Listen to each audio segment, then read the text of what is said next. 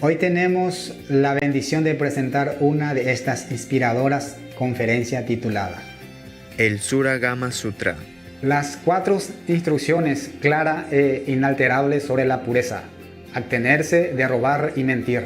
Parte 3 de 7 entre maestra y discípulos. Dada en inglés el 23 de diciembre del 2018 en la Tierra Nueva, Taiwán, también conocida como Formosa.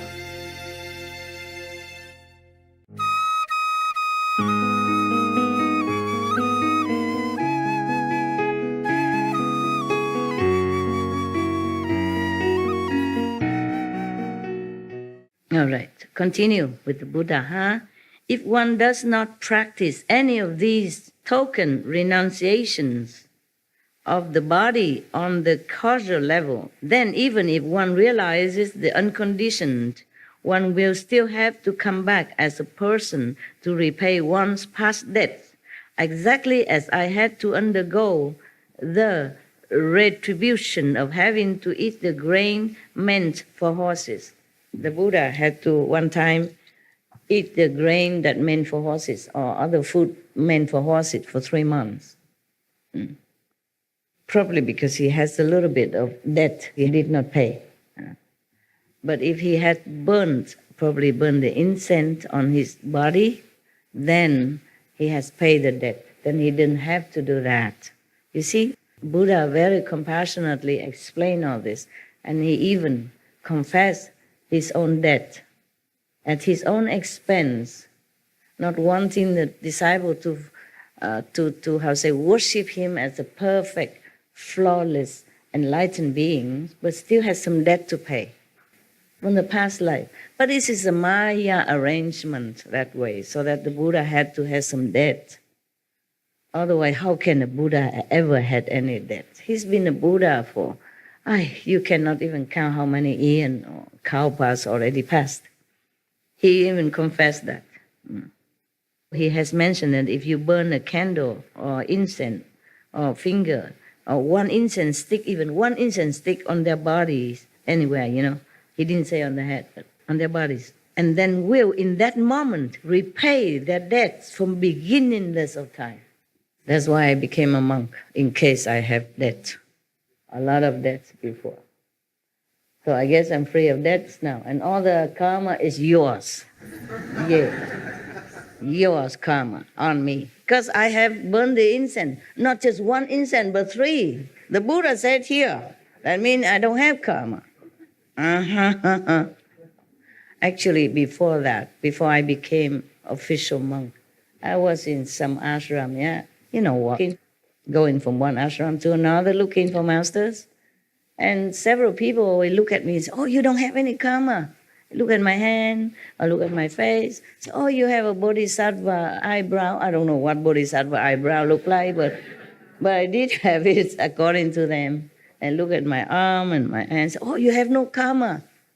Not at all. That was before I became a monk. Okay? Yes. And then I became Tibetan monk. And I became Hindu monk. And then finally become Buddhist monk. I try all traditions.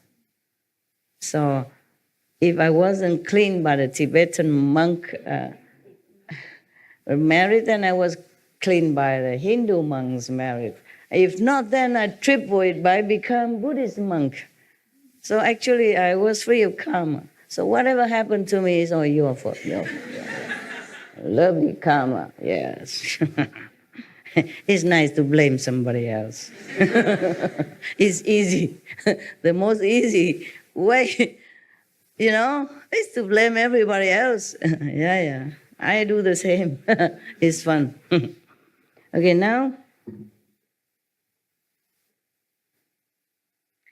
the Buddha continued, when you teach people in the world to cultivate samadhi, they must also cease stealing.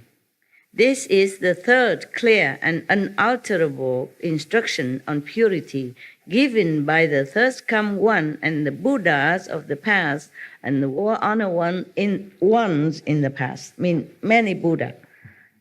One Buddha after another, all the Buddhas teaching this way, all the saints, all the first-come ones teach this way, the precept. is important. That's why even if you become a monk or nun, even you burn incense, or you still need to take precept. You take the precept so that you always go straight, I give you only 5 precepts and you complain, and sometimes you don't keep some of it. If you become a monk, 200-something precepts, monks and nuns, similar, understand me, in the Buddhist tradition. I don't want to tell you this, because if you know it, you have to keep it. Because you're lay people, so I cannot tell you. You understand me? Yeah. All kind of precepts you have to keep, not just 5 precepts. But these 5 precepts, even as Buddha mentioned here, are the main one. Okay? Because if you don't keep your mind pure from lust, other precepts also will be kind of depleting and, lacking. Okay? For example, if you're lusting after a woman and maybe she's already married or she's unattainable, and then, I don't mean you, but I mean some people who lacking of moral standard or lacking of self-control might try to find a way to harm anyone that get into his way to possess that woman of his desire. And then other precepts can also be broken. Therefore, the 5 precepts are the mother of other precepts, okay? All right. Keep them. Keep them with your life, okay? It's not just a written words. It is your life. It's your guaranteed shine for happiness ever after. Even if you stray from my teaching, keep the 5 precepts, okay? Because if you don't, you will be very terribly regret when you go to hell and undergoing all kind of payback punishment. Okay, huh? I don't want that to happen to any of you or anybody at all. But you already been taught right from wrong, so you do keep it, huh? It's not that difficult. 5 precepts is a very simple rules which should not be even a precept. It should be like a standard living way of a human, a decent human, not to talk about saint or practitioner or anything like that. Keep them. In Catholicism or Hinduism or Jainism, they all keep precepts. They all have this kind of basic ahimsa, no harming to others, yes? And stealing is also harming others in a different way, yeah? Because if you steal somebody money or something that he or she needs, then you discomfort that person. You make her and him, hers or his life not smooth, and then you make him worry and then distracting him or her from their daily routine or efficiency to their work, whatever they're doing. So when you do something, think twice, okay, before you do it. That's all, very simple.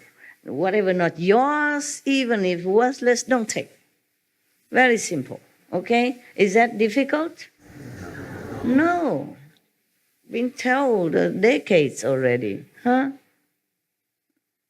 The Buddha tell Ananda that when you teach people in the world to cultivate samadhi, remember, because Ananda asked the Buddha, how in the future can I help all the beings, even though I myself are not very highly developed, I'm not, maybe not saved yet, but I want to save others. I want to try. So the Buddha teach him all this, yeah? So he continued to say, when you teach people in the world to cultivate samadhi, meaning after Buddha is gone, nobody there, then if you want to teach others and teach them all this, all the above mentioned, regulation, precept, principle, okay? And plus, if they want to cultivate samadhi, they must also cease stealing, yeah? Don't steal anything. This is the third clear and unalterable, uncompromisable. That is the real truth. Nothing can replace it. No killing. No unethical sexual relationship. Okay? No stealing. Even if you married, you have to, I say, taper off. The master in India, even they are married. Many of them do. Yeah, because they married already before they became a master, or even afterward.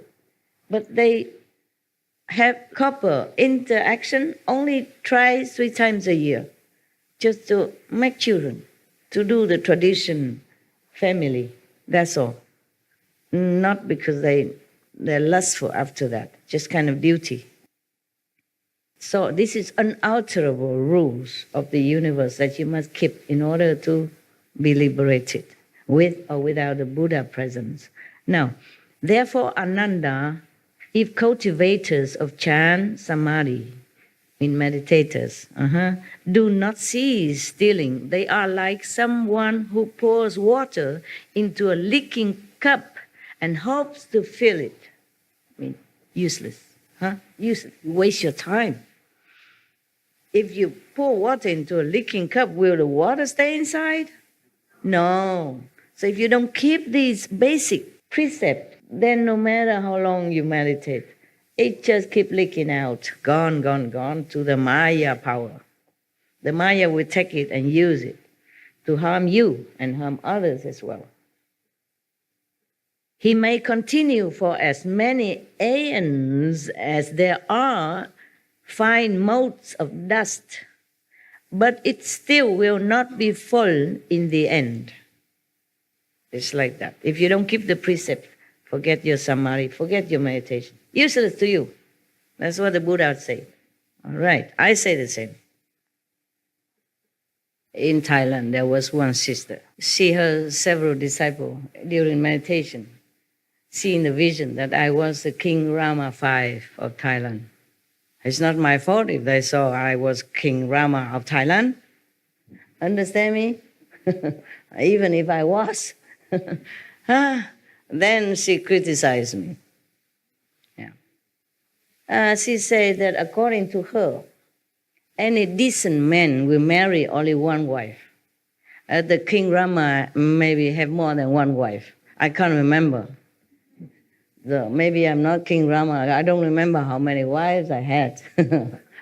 If I did, so what? Okay? So I told her, even if King Rama or I married 100 times or to 100 women, 100 men, I'm still enlightened. And I'm still in focus of enlightenment. And I'm still in heaven. Even master had to pay some debt, okay? Maybe not for the master himself, but for the disciples, okay? That's number one, okay? Like the Buddha has to eat the horse food, okay? Actually, in some other karma, in some other sutra, they say because of disciples' fault, disciple karma, that he had to do that. And no matter what, okay? There's a master business. Your business is just to take your precept, keep it, meditate, and be good, okay? Now, for the poor King Rama of Thailand, he was very famous, very beloved by his people, and he did a lot of good things for Thailand. Very beloved king. And any king who married once or twice or third times, it is tradition, it is obligation. Because in the old time, that is the king, they have to marry and have a lot of princes and princesses, so they can fill the post here and there, married to the neighboring countries' girls, princess or prince, to tighten the friendship, coalition with neighbors. That's how they do it, okay? Not necessarily that the king likes it. And you don't know what the king's heart problem. He may have many wives or concubines, but it works like this. Every night he had to pick up from the unknown, card, okay? Like, for example, I have 2, 3, 4 cards here, okay? Or 100 cards, whatever. The name is written here, upside down. So I don't see what card, what name of the concubine is coming tonight. I just pick any. Oh, Elizabeth. Okay. And then the eunuch will bring Elizabeth to me, all wrapped in blanket, ready for business. Understand that? Okay. So the king don't even have any emotion involved in hundreds or how many hundreds of concubines. Just a job, just a work. Whether or not he likes that Elizabeth or not like Elizabeth. Fancy sleeping with somebody you don't like. Every night you have to do it. You don't even know her. You don't even know him. Fancy, huh? You like that? No. Even if you like women, you can't just like that all the time, right? It's like a job. And woe to any king who favor just one concubine. Then sooner or later his kingdom fall. You can see that in history. I don't know if your history, but China, for example. Like the king of Tang Ming Huang, he fancy one concubine. He loves only one. And later they hate her. They kill her. And they kill him too. His kingdom gone because of one beauty. Similar everywhere. One time in Vietnam, one king, he loves one of his queens very much. But he has to kill her because it disturbed him too much for his state affair. One time he sent her with a letter, sealed, with the king's seal, and she cannot open, she doesn't know what is inside. Nobody allowed to. He sent her to go to one of his generals with the letter. Inside he said, please kill her so that I will have peace of mind to take care of the country's business. He can't allow himself to be too much entangled in this emotional so-called love affair, even though he's entitled to it.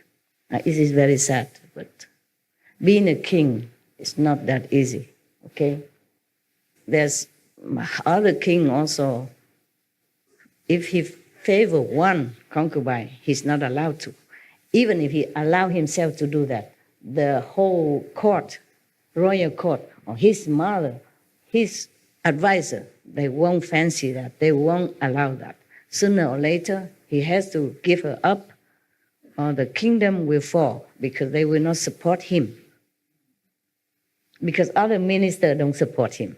Other family, powerful family in the country who offer their daughters to the king will not support him. Do you understand? Yes. Because their daughters are neglected. And the king will not fair to all of them and fancy only one. Then all the people will slowly fall off their favor. And then the king is alone. And with the queen who's being envied, jealous, hated, want to destroy. And then sooner or later it fell. Many times in the history of China, especially like that. You read them, okay? And you know. So to criticize a king of having many wives is not fair anyway, okay? Whether or not I was King Rama or the King Rama have many wives or not, who cares? You have to see more, bigger picture. You can't just point your nose into the toilet alone in the house and say, oh, this place stinks. The toilet stinks, but not the whole place. The king, he has duty to his nation. He does everything or did what he can in order to uphold his country, to develop peace with all the neighbors. In order to do that, he had to marry his prince and princess to different countries' royalty. That was in the before. That's how they make peace and coalition together to keep themselves strong. Therefore, he doesn't even know who's going to sleep with him tonight. It's just a card, you know? They give you every night a card. You just pick up one, and whoever comes will come. There's no okay, every night romantic and stuff like that. It's not. And if you want to have a romantic one like that, then you're doomed. Sooner or later. It's like that.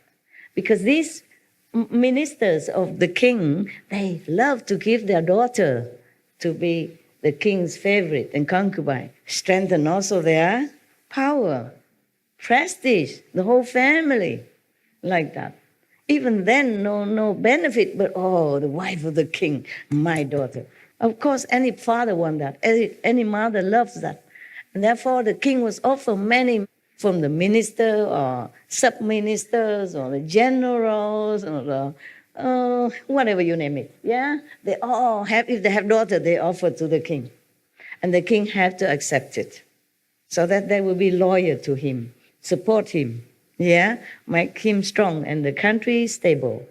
If the king alone, how can he do anything? Yeah, even though he's so-called supposed to be the most powerful, but he doesn't have anybody support him. The general don't want to protect him. The minister don't want to help him. The ambassadors don't want to make relationship better with the other country. How the kings are going to govern anything? In the old time, relying on that. You see, nowadays we have many more better communication system. Yeah, we can go directly to another country. Being a king, you can go directly, or minister or prime minister, you can go and shake hands with a neighbor country quickly. In the old time, you have to rely on all these supports around you. All support you get. Therefore, he has to have many wives. And he has to be fair to all of them, and that is the rule. He cannot pick one or two or three. Just have to treat all of them. Every night he has to sleep with one different woman. And they take turn, you know. If they have 100, then he has to keep every night one until the 100's done and then return. He cannot have one wife, 2 nights, 3 nights. Just one. He likes it or not like it. It's like that.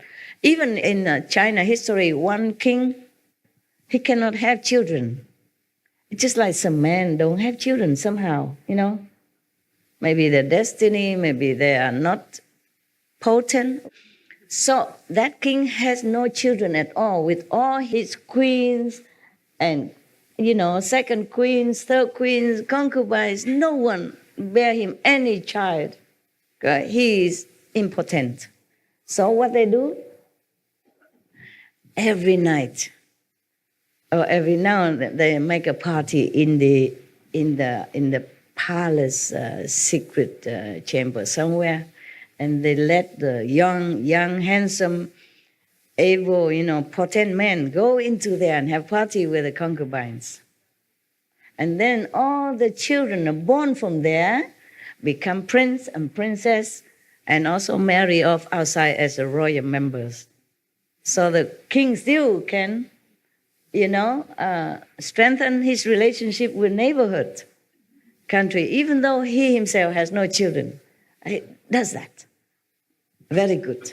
You see, so the king cannot even afford jealousy, not possessiveness of any concubine, even though if he is important, he cannot even afford to feel bad and then don't let other men come in and sleep with his so-called wives. He does that for the country. That is the man. No matter how many wives he has, is a good king. You capiche now? Yes. You have to have wisdom, fairness, and IQ. Okay? Not just judging a little petty here, petty there, petty. It's no good. Okay? It's a little mundane, but you should know a little bit. Okay, being a king, you know, it's not that easy. Nowadays, king doesn't have to have many wives anymore. But even then, I remember some decades ago, one queen of a country cannot bear children, and the king has to abdicate her, and she has to be dismissed because she couldn't bear children. King have to have children. To continue the royal lineage is an obligation. Obligation. So some nowadays, even the prince is married to some lady, even royalty or not, she has to bear children, and right away, almost right away after wedding. Before that, they can be boyfriend, girlfriend for years, but have nothing. After married, immediately have children. You can see that, you know that.